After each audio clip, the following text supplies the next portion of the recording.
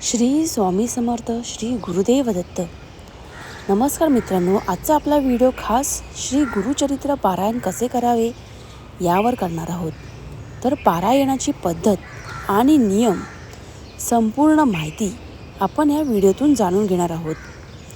तर मित्रांनो, श्री गुरुचरित्र इसवी सनाच्या 14व्या शतकात श्री नृसिंह सरस्वती यांचे दिव्य आणि अद्भुत चरित्र विवरण करणारा हा ग्रंथ श्री गुरूंच्या शिष्य परंपरेतील श्री सरस्वती गंगाधर यांनी 15व्या शतकात लिहिला. श्री गुरुचरित्र हा ग्रंथ अत्यंत प्रसादिक आहे. संकल्पपूर्तीसाठी श्री गुरुचरित्र वाचनाची पद्धती आहे, त्याप्रमाणेच वाचन व पारायण व्हावे लागेल.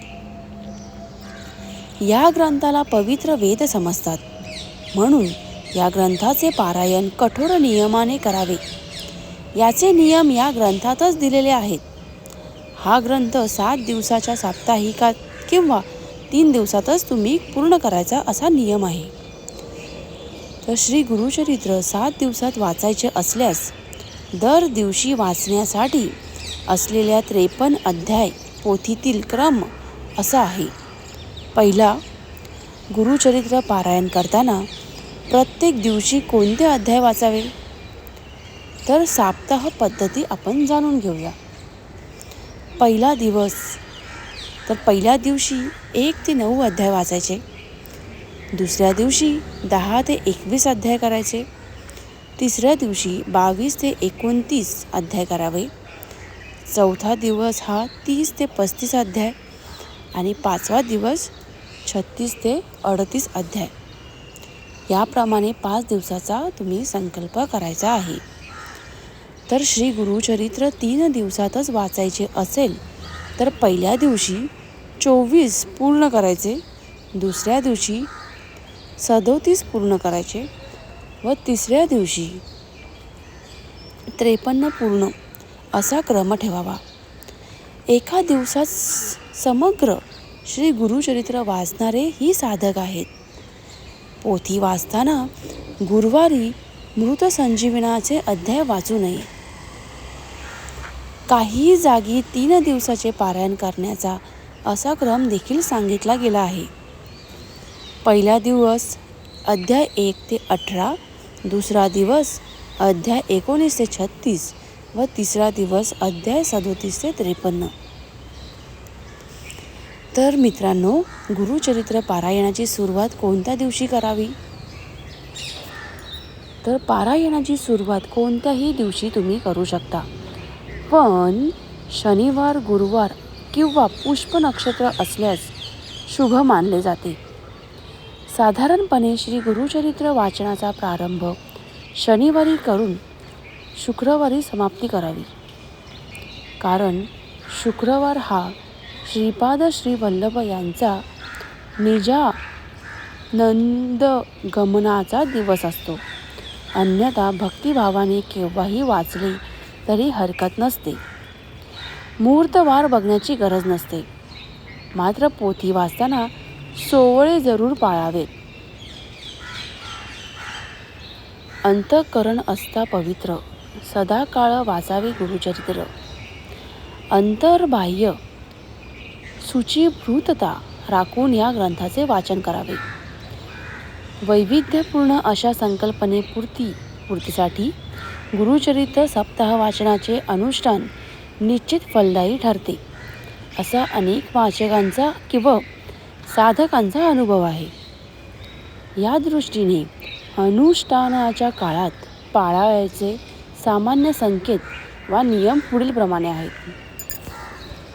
तर गुरुचरित्र पारायण करत असणाऱ्यांनी योग्य पद्धत आणि नियम तर कोणते आहेत, तर साप्ताह करण्यासाठी एकांत स्थळ निवडावे. दुसरं आहे, वाचनासाठी ठराविक वेळ, ठराविक दिशा व ठराविक जागेच असायला पाहिजे. कोणत्याही कारणास्तव ह्यात बदल करायचा नाही. वाचनासाठी नेहमी दत्तमूर्ती समोर पूर्वाभिमुख वा उत्तरमुखी बसावे. दत्तमूर्ती नसल्यास पाटावर संपूर्ण अक्षता ठेवून त्यावर सुपारी ठेवावी आणि तिथे महाराजांचे आवाहन करावे. सोबत आपल्या उजव्या बाजूला एक रिक्त आसनही अंथरून ठेवावे.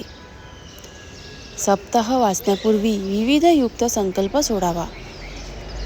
सप्ताह काळात ब्रह्मचार्याचे पालन व्हावे. वाचन श्रुतीभूतपणाने व सोवळ्यानेच करावे. वाचन हे नेहमी एका लयीत, शांत व सुस्पष्ट असावे असे म्हटले जाते. उकरण्याच्या दृष्टीने उच्चार भ्रष्टात होऊ नये. चित्त अक्षरातून व्यक्त होणाऱ्या अर्थाकडे असावे. वाचनाच्या काळात मध्येच आसनावरून उठू नये किंवा दुसऱ्याशी बोलू नये. सप्ताह केवळ हविषान्न घ्यावे, म्हणजेच दूध भात म्हणजे मीठ, साखर, आंबट, दही, ताक वर्ज्य असावे. साखर घ्यावी, गुळ घेऊ नये. गव्हाची पोळी, चपाती, तूप, साखर घेता येते. सप्ताहाचे 7 दिवस नित्य सकाळी काकड आरती, संध्याकाळी प्रदोष आरती व रात्री शेज आरती करावी. दुपारच्या महापूजेत पोथीची पूजा करताना शक्य असेल तर महानैवेद्यात घेवड्याची भाजी असावी. रात्री देवाच्या सानिध्यातच चटईवर अथवा पांढऱ्या धाबळीवर झोपावे. झोपताना डाव्या कुशीवर झोपावे, म्हणजे संकल्पपूर्तीच्या दृष्टीने संदेश ऐकू येतात असा श्रद्धेने अनुष्ठान करणाऱ्यांचा अनुभव आहे. सप्ताह पूर्ण झाल्यानंतर 7व्या दिवशी, शक्य तर 8व्या दिवशी सुपारीतून श्री दत्तात्रेयांचे विसर्जन करावे आणि नैवेद्य आरती करून भोजनास शवासन ब्राह्मण सांगता करावी. महानैवेद्य शक्यतो घेवड्याची भाजी असावी. विशिष्ट संकल्पाच्या पूर्तीसाठी श्री गुरुचरित्र सप्ताहाचे वाचन अनुष्ठान निश्चित फलदायीच ठरते. मित्रांनो, गुरुचरित्र पारायणाची मांडणी या प्रकारे करावी. तर सर्वप्रथम आपले देवघर स्वच्छ करा. त्यानंतर पूजा साहित्यामध्ये जसे स्वच्छ कापड, चौरंग, महाराजांचा फोटो, गुरुचरित्र ग्रंथ, शुद्ध तुपाचा दिवा, हळद, कुंकू, अक्षता, फुले, हार, तांदूळ, सुपारी, कलश, तांबे, शंख, घंटा, बसण्यासाठी आसन, नैवेद्य, दीप, उदबत्ती, दानधर्म साहित्य. पूजाविधी अशा प्रकारे करायची आहे की आसन ग्रहण करून संकल्प करावा. दत्तगुरूंचे स्मरण करून उजव्या हातात पाणी, हळद, कुंकू, अक्षता आणि फूल घेऊन प्रार्थना करा. श्री गुरुदेव दत्त अशी प्रार्थना करा की श्री गुरुदेव दत्त, मी माझ्या कुटुंबाच्या आणि सर्वांच्या कल्याणासाठी गुरुचरित्र पारायणाची सेवा करत आहे. याला यशस्वी करा आणि सर्व मनोकामना माझ्या पूर्ण करा. मग शुद्ध तुपाचा दिवा प्रज्वलित करून त्याची पूजा करा. आपल्या पहिल्या 3 बोटांनी आपल्या कपाळाला, छातीला आणि दोन्ही भुवयांना भस्म लावा. कलशावर कुंकवाच्या रेषा काढून त्याची पूजा करा. मग शुद्ध जलाने भरलेला तांब्या घ्या. त्यात हळद, कुंकू, अक्षता, फूल, एक सुपारी टाका आणि त्यावर विड्याची 5 पानं ठेवा. चौरंगावर गणपतीची स्थापना करून शेजारी थोडेसे तांदूळ ठेवा आणि त्यावर कलश स्थापित करा. उजव्या हातात शंखाची आणि डाव्या बाजूला घंटेची स्थापना करून पूजा करा. कलशासमोर विड्याच्या पानावर एक सुपारी, हळदकुंड आणि बदाम ठेवा. देवघरातील दत्तगुरूंची मूर्ती स्थापित करा. दत्तगुरूंना शुद्ध पाणी, पंचामृत आणि शुद्ध पाणी घालून स्नान घाला. नंतर पुरुष सूक्ताचा अभिषेक करा. अभिषेक झाल्यानंतर मूर्ती स्वच्छ पुसून घ्या. गुरूंना हळद, कुंकू, अक्षता, फुले आणि भस्म अर्पण करा. चौरंगाच्या पुढे गुरुचरित्राच्या पोथीसाठी अजून एक पाट किंवा चौरंग ठेवा. त्यावर स्वच्छ वस्त्र ठेवून त्यावर थोडी अक्षता आणि त्यावर गुरुचरित्राची पोथी ठेवा. पोथीची पंचोपचार पूजा करा. आसनावरच ठेवून पोथीचे वाचन करा.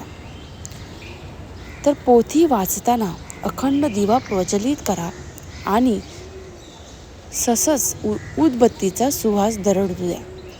पारायणाच्या काळात दिवा विझू देऊ नका. शक्यतो मोठा दिवा घ्या. रोज वाचन झाल्यानंतर सकाळ संध्याकाळ गुरुचरित्राच्या पोथीला आणि दत्त महाराजांना घरात बनवलेल्या आहाराचा नैवेद्य दाखवा. सकाळ संध्याकाळी दोन्ही वेळा आरती करा. तर गुरुचरित्र पारायणाचे उद्यापनाची विधी शेवटच्या दिवशी संपूर्ण वाचन पूर्ण झाल्यावर व्रताचा दिवस असल्याने उद्यापन दुसऱ्या दिवशी करणे अधिक चांगले. उद्यापनाच्या दिवशी सकाळी लवकर उठून स्नान करून स्वच्छ कपडे घालायचे आहेत. सुगंधी धूप लावायचा आहे. दररोजप्रमाणे पूजा करायची आहे.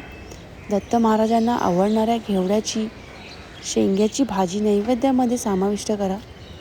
पूजा पूर्ण झाल्यावर गाईला नैवेद्य दाखवा. आरती करा आणि संकल्पाप्रमाणे मेहून ब्राह्मणाला भोजन आणि दानधर्म करा. दुसऱ्या दिवशी सकाळी संपूर्ण पूजेवर पुन्हा गंध अक्षता आणि फुले वाहून पूजा हलवा. कलशातून तांब्यात घेतलेले पाणी घराच्या आजूबाजूला शिंपडा. नारळ फोडून प्रसाद बनवा. इतर साहित्य पाण्यात विसर्जित करा. तर मित्रांनो, अशा प्रकारे तुम्हाला गुरुचरित्र पारायण करायचे आहे. तुम्हाला ह्या व्हिडिओतून तुम्हाला संपूर्ण माहिती मी दिली आहे. त्याप्रमाणे नियम, तसेच कसं बसायची पद्धत, काय काय खायचं आहे, काय नाही खायचं आहे, काय वर्ज करायचे, ते सगळे नियम तुम्हाला या व्हिडिओतून बघायला मिळतील. तर असेच माझे व्हिडिओ तुम्हाला अशीच माहिती, जर तुम्ही नवीन माहिती जाणून घ्यायची असेल तर कृपया या माझ्या चॅनलला फॉलो करा आणि सबस्क्राईब करायला विसरू नका. आणि कोणी गुरुचरित्राचे अनुभव केले आहेत, कोणी वाचन केले आहे आत्तापर्यंत, ते मला कमेंट करून नक्की सांगा. श्री गुरुदेव दत्त. श्री स्वामी समर्थ.